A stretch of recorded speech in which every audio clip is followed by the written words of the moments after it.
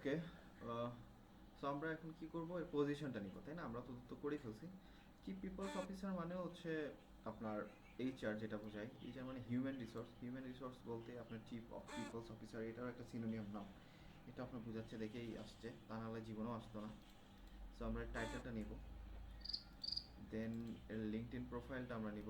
LinkedIn প্রোফাইলটা আমরা এখান থেকেই পাবো, এখান থেকেই পাবো যে কপি।